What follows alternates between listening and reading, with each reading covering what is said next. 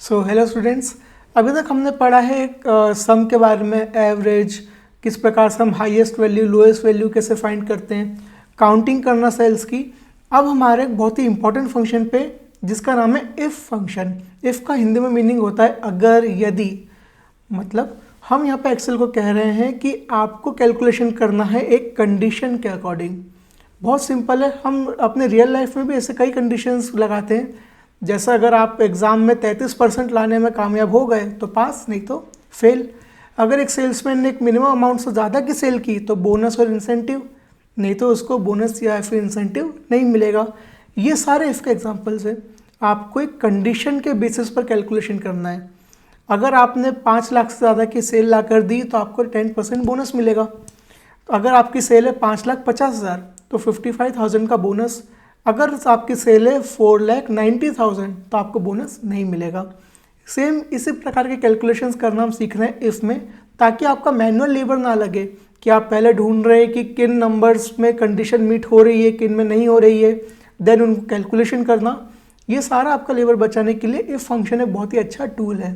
ठीक है, सबसे पहले हम पढ़ रहे हैं एक सिंपल सा केस, जैसे कि हमने सेल्समैन के बारे में पढ़ा अभी। यहाँ पर 2 लाख का उसका टारगेट है। अगर टारगेट अचीव हुआ तो 10% बोनस, नहीं तो नो बोनस। सबसे पहले अब इफ फंक्शन लगाने के लिए हमें लगते हैं कुछ लॉजिकल ऑपरेटर। हमने सिंपल मैथमेटिक्स का ऑपरेटर पढ़े, प्लस माइनस मल्टीप्लाई डिवाइड। अब हम पढ़ने वाले हैं लॉजिकल ऑपरेटर्स। आप यहाँ पर एक लिस्ट देख रहे हैं, इसमें टोटल हमने 6 ऑपरेटर्स को एक्सप्लेन किया है। Greater than, less than, equals to, greater than equals to, less than equals to और नॉट इक्वल्स टू। ये सारे आपने मैथमेटिक्स में पढ़े होंगे। ग्रेटर देन का मतलब है कि क्या एक पर्टिकुलर नंबर दूसरे नंबर से बड़ा है, जैसे 25 is greater than 20। Less than, ठीक उसका opposite, 20 is less than 25। Equals to यानी हम दो अलग अलग वैल्यूज को इक्वेट कर रहे हैं। ग्रेटर देन इक्वल्स टू कि कोई नंबर किसी दूसरे नंबर के इक्वल भी हो सकता है और उससे बड़ा भी हो सकता है। जैसे इस एग्जाम्पल में x की वैल्यू अगर 0 है तो 20 इज इक्वल्स टू 20। अगर x की वैल्यू 1 है तो 21 इज ग्रेटर देन 20। दोनों में ही आपका ये कंडीशन मीट होगा। लास्ट आपके पास not equals to, 25 is not equals to 20। अब इनका यूज फॉर्मूले में कैसे करना है वो हम आगे सीखने वाले हैं। फॉर एग्जाम्पल यहाँ पर हमने लिखा equals to 25 is greater than 20, तो आंसर आया हमारे पास true. 45 is equal to 50, answer आया है false. Then 32 is not equal to 40, जो कि सही है, आंसर आ रहा है ट्रू। पर हमें हमेशा ट्रू और फॉल्स के सेंस में आंसर नहीं चाहिए होता, हमें अपने कस्टम लैंग्वेज में आंसर चाहिए। जैसे इस केस में हम बोनस 10% कैलकुलेट करना चाहते हैं, हमको ट्रू फॉल्स नहीं चाहिए। इन्हीं केसेस में आपका इफ फंक्शन यूज़ होता है। जैसे आपका अगर इफ यूज़ नहीं किया तो equals to sales is greater than 2 lakhs, answer है ट्रू फॉल्स और आखिरी में फॉल्स। हम यहाँ पर अमाउंट चाहते हैं तो हम यहाँ पर इफ़ का यूज़ करेंगे। देखिए यहाँ पर है हमारे 5 सेल्समैन के नाम, उनकी सेल्स, और एंड में हमको बोनस कैलकुलेट करना है।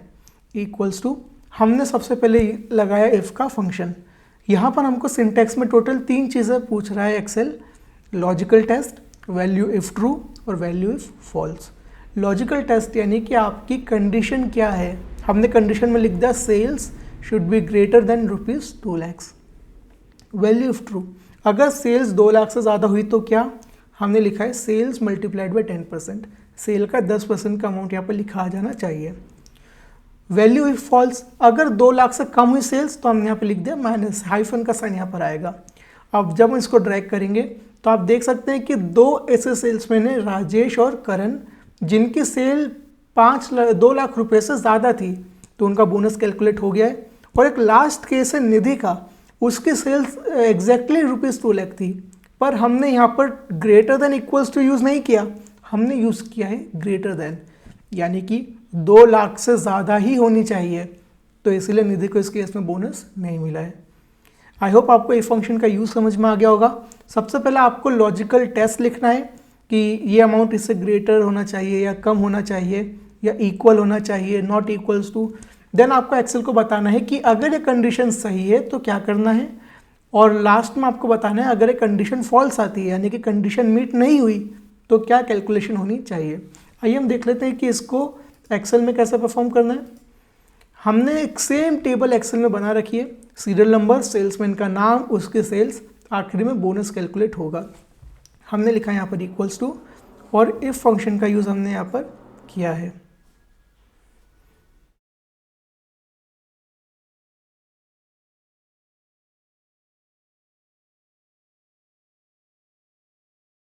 One two three start. हमने यहाँ पर इफ फंक्शन का यूज़ किया है। यहाँ पे हमने लिखा है equals to if sales is greater than ₹2 lakhs, comma अगर ये सही है तो sales multiplied by 10%, otherwise minus का साइन। अब हमने इस फॉर्मूले को जब ड्रैग करा तो हमको यहाँ पर जितने भी ऐसे सेल्समैन हैं जिनकी सेल्स या तो 2 लाख के बराबर थी या 2 लाख से ज़्यादा थी, उनका बोनस कैलकुलेट हो गया है और बाकी में माइनस का साइन लिखा आ रहा है। तो ये था आपका इफ फंक्शन। आगे आने वाले सेशंस में हम टेक्स्ट फंक्शंस के बारे में पढ़ेंगे। Thank you so much.